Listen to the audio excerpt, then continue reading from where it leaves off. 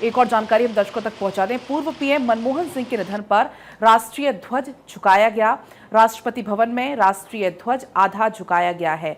तो ये जानकारी भी है कि उनको पूरे राजकीय सम्मान के साथ अंतिम विदाई भी दी जाएगी। और देखिए, राष्ट्रपति भवन में ध्वज भी आधा झुका दिया गया है। लगातार गौरव भी हमारे साथ बने हुए हैं। गौरव, हमने देखा कि डॉक्टर मनमोहन सिंह ना कभी विवादों में रहे, ना बयानों में रहे कभी ऐसे, लेकिन तब भी आज उनके कुछ एक ऐसे जो बयान है या उनके द्वारा कही गई जो कुछ बातें हैं वो आज हर कोई याद कर रहा है। जैसे कि उन्होंने एक और बयान दिया कि दुनिया की कोई भी ताकत उस विचार को नहीं झुठला सकती है जिसका समय आ गया है। तो इस तरीके से हर कोई उनके दिए हुए बयानों को याद कर रहा है, क्योंकि वो विवादों में कभी नहीं रहे, लेकिन हाँ, उनके काम को हर किसी ने माना और उनके काम ने ही उनको अपनी पहचान दिलाई। बिल्कुल, देखिए, एक बेदाग छवि और जिस तरीके से उनके काम करने का तरीका रहा, वही उनको आज याद तमाम लोग कर रहे हैं उनके कार्यों के लिए भी। और मैं वो वाक़या आपको बता रहा हूँ, 2013-14 के बाद जब सरकार बनी, प्रधानमंत्री नरेंद्र मोदी सत्ता में आए, सदन की कार्यवाही चल रही थी। ख़ास करके एक योजना जो थी मनरेगा, जिसको नरेगा नाम से उसको इन्होंने लॉन्च किया था, और वो जो योजना थी उसमें 100 दिनों के रोज़गार की बात थी। उस पे संसद में जब संसद सत्र में उस पे चर्चा चल रही थी, तो कुछ बात हुई कि क्या इस योजना को सरकार की मौजूदा समय में बीजेपी क्या इसको बंद करेगी, गरीबों का ये रोज़गार जो उनको मिलता था क्या वो छीन जाएगा। उस पर प्रधानमंत्री ने साफ कहा था कि मैं तो इसमें और ज़्यादा फंड दूंगा, यानी कि और जो पैसा है वो दूंगा और इसको चलाऊंगा। और देखिए, वो जो उनका एक डिसीजन था, उसके पीछे हालांकि बड़ी एक लंबी कहानी है कि इसको क्यों उन्होंने नरेगा जैसी योजनाओं को लागू किया। ग्रामीण हिस्सों में उन दिनों में जो मजदूरी दी जाती थी, उसमें जो लोग जुड़ के काम करते थे, हम लोग जब उनसे मिलते थे वो इसकी बड़ी इस योजना की तारीफ़ करते थे। तो इस फैसले का भी बड़ा एक इम्पैक्ट रहा, और मैं कहूँ एक देशव्यापी इम्पैक्ट इस फैसले का रहा। जैसे अटल जी की सरकार में अटल ग्राम सड़क योजना की शुरुआत की गई, और उन दिनों गांव में सड़कें नहीं होती थी सुदूर इलाकों में, तो गांव को सड़कों के साथ जोड़ा गया और वो जन जन में लोकप्रिय रहीं।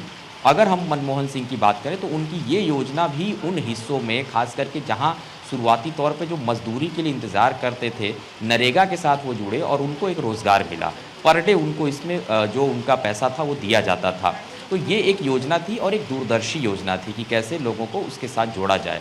उसके बाद आप देखिए कि सूचना के अधिकार की हम बात करते हैं आज, जिसको लेकर के तमाम जानकारियां हर विभाग से आप ले सकते हैं, उस पर एक बड़ा फैसला, बड़ा दिल करके ये लागू किया। आधार जो किया सबसे महत्वपूर्ण है, हर जगह पर महत्वपूर्ण है, और वो अब और डिजिटल हो चुका है, उसको लेकर के निर्णय। तो तमाम ऐसी बातें हैं, न्यूक्लियर डील जैसे समझौते को करना, वो भी अमेरिका से। तो आप देखिए कि एक जो उनका जो 2 सालों का जो एक 2 टर्म का कार्यकाल रहा है, बड़ा महत्वपूर्ण कार्यकाल रहा है। तमाम महत्वपूर्ण निर्णय उन कार्यकाल में हुए, और उसी का एक व्यापक इम्पैक्ट, एक बड़ा असर जो है अब, क्योंकि वो हमारे बीच नहीं है, तो वो देखने को मिल रहा है। और अक्सर जब बातचीत हो रही है, भारतीय जनता पार्टी की बात करें, जो कि वैसे सदन में एक दूसरे के आमने सामने रहते हैं, लेकिन पार्टी से जुड़े वो नेता, जो पुराने नेता हैं, वो अपने अनुभव जो मनमोहन सिंह के साथ साझा कर रहे हैं। आप देखिए कि किस तरीके से दोनों का जुड़ाव उन लोगों का दिखा रहा है। गौरव, अगर वित्त मंत्री बनने का उनका किस्सा बहुत दिलचस्प बताया जाता है, जिसका एक बुक में भी जिक्र किया गया था कि जब उन्हें वित्त मंत्री बनाना था, ये जिम्मेदारी देनी थी, तो प्रस्ताव लेकर जब उनके पास देर रात जाया जाता है, उनको उठाया जाता है, तो उन्हें विश्वास ही नहीं होता। उन्हें सुबह शपथ लेने के लिए जाना था राष्ट्रपति भवन, लेकिन वो वहां ना जाकर अपने दफ्तर चले गए। उन्हें लगा शायद मजाक ही था उनके साथ। बिल्कुल, देखिए, एक सरल छवि थी और ख़ास करके एक उदार छवि के नेता थे, इसलिए ऐसे फैसलों पर भी बहुत ज़्यादा खुशी जाहिर करना, या फिर इस तरीके से चीज़ों को कि ये मैं ही कर सकता हूँ, या ऐसे पार्टी में तमाम अलग अलग पार्टियों में नेता हैं जो अपने आप को खुद वो प्रदर्शित करते हैं कि उन कार्यों को वो कर सकते हैं। लेकिन मनमोहन सिंह के साथ खास करके इस तरीके की कोई बात कभी नहीं देखी गई।